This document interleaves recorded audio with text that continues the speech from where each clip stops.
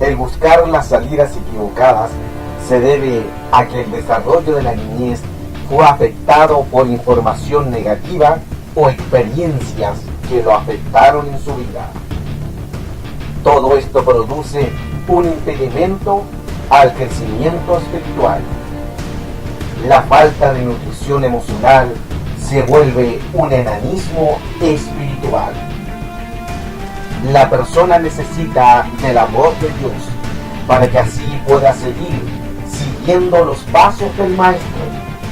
La falta de amor y la cercanía afectuosa le produce literalmente su discapacidad espiritual. Millones de hombres y mujeres con problemas emocionales y en sus personalidades se vieron privados del amor y afecto aún en su niñez. El problema es que nadie puede dar si no lo tiene. Originalmente en las emociones existen muchas, pero lo importante es que Dios dijo: el amor todo lo puede. El amor es para estar cerca del que ama, del que se lo manifiesta. La gente persigue la obsesión, no el amor. El amor no maltrata, el amor no humilla.